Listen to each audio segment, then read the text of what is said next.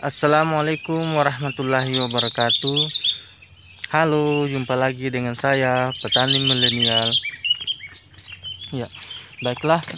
Kali ini teman-teman kita akan membahas tentang pelindung pada tanaman kakao.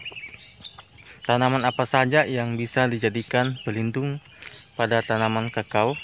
Oke. Tapi sebelumnya jangan lupa yang belum subscribe, silahkan di subscribe video saya ya. Terus saya kembali menyarankan dan tak bosan-bosannya bahwa apabila Anda keluar rumah beraktivitas di rumah, jangan lupa atau wajib menggunakan masker untuk menutupi diri kita dan menghindarkan kita dari virus yang berbahaya. Oke. Saya akan sharing sedikit mengenai tanaman pelindung yang cocok untuk kakao ya. Ya, mohon maaf di belakang saya ini rumputnya agak tinggi ya. Kita di sini mengupayakan untuk tidak melakukan penyemprotan gulma pada tanaman kakao. Pertama adalah gamal atau kayu bunga. Ini sudah lazim digunakan sebagai pelindung pada tanaman kakao ya. Ya, ini ditanam bersamaan pada tanaman kakao pada saat penanaman ya, dan dia akan tumbuh seiring berkembangnya juga tanaman kakao. Seperti yang di sana terlihat ada pelindung, tapi kita juga harus perhatikan ya jaraknya ya, paling tidak setiap satu lorong kita tanami kayu gamal ya, seperti itu, jangan terlalu padat. Nah, pada saat penanaman pelindung kayu gamal itu mungkin teman-teman sudah tahu ya, di setiap pertengahan atau lorong dari kakao ini ditanami dengan gamal. Pada saat kakao sudah mulai produksi, kita akan melakukan penjarangan pada tanaman pelindung, yaitu pada gamal. Nah, tujuannya mengurangi kelembaban di dalam tanaman ini agar tanaman ini, maksudnya kakao, tidak gelap ya, dan agar sirkulasi udara terjaga dan terkena cahaya matahari dengan cukup ya. Terus selain tanaman gamal, ada beberapa alternatif lain yang bisa juga digunakan sebagai tanaman pelindung pada tanaman kakao ya. Misalnya tanaman pisang seperti yang ada di belakang ya. Kenapa saya pilih tanaman pisang? Karena ini banyak memberikan dampak positif ya.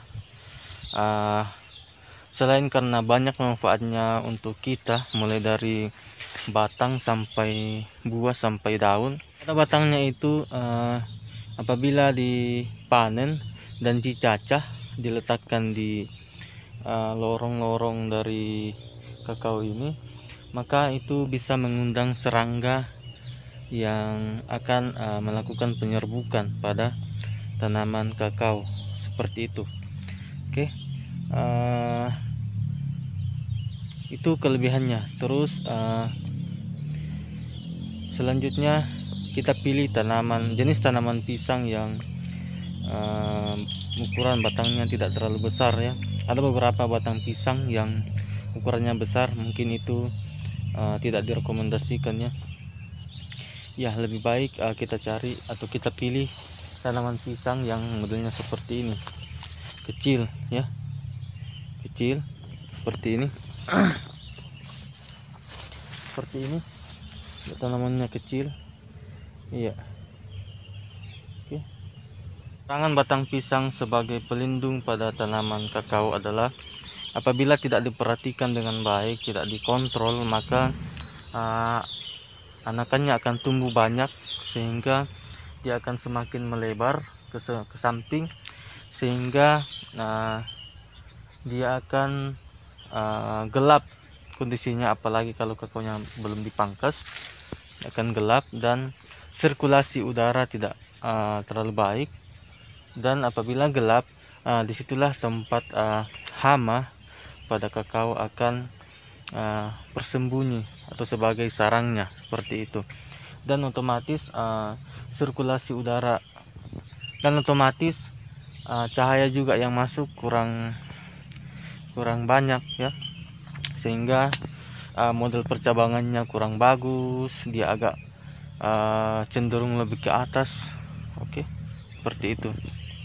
Nah, berikutnya adalah yang bisa direkomendasikan sebagai tanaman pelindung adalah pohon kelapa.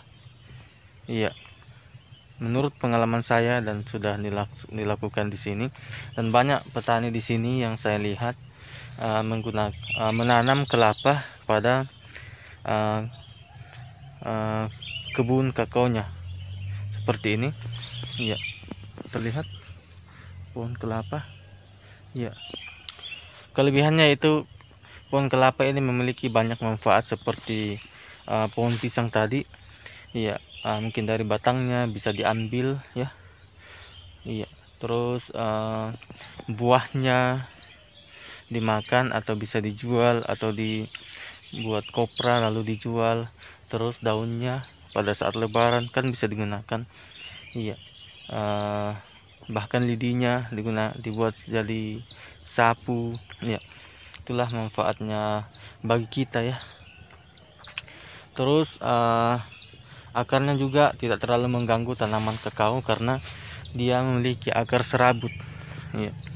Di sini yang saya perhatikan jaraknya kira-kira 6-8 meter. Iya. Dan saya lihat tanaman kakao masih subur di bawah tumbuh subur di bawah tanaman kelapa ini.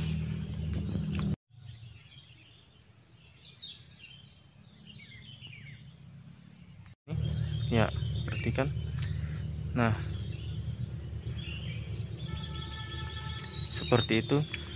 Nah, yang jadi kekurangannya adalah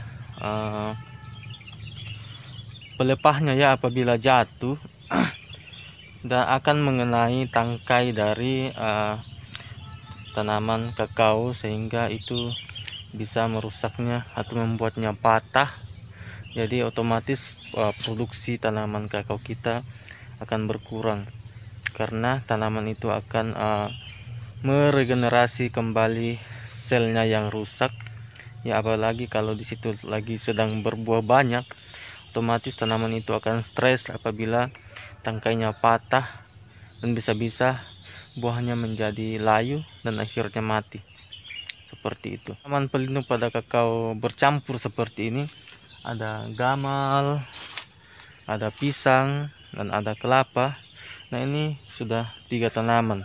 4 dengan coklat berarti ini termasuk tanaman tumpang sari atau polyculture ya. Iya, seperti itu. Seperti yang kita lihat di belakang. Sekianlah video yang saya buat kali ini. Semoga bermanfaat untuk teman-teman sekalian.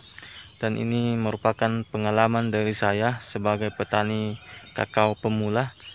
Iya, kita saling sharing. Apabila ada yang Bapak lebih ketahui atau penonton lebih ketahui, maka silahkan ketik di kolom komentar dan saya akan terima sebagai masukan dan saya akan perbaiki. Dan saya akan terus belajar ya, terus belajar. Oke. Jangan lupa klik like, share, comment, and subscribe ya, agar video ini semakin berkembang, agar channel YouTube saya semakin berkembang. Oke, dan saya akhiri. Wassalamualaikum warahmatullahi wabarakatuh.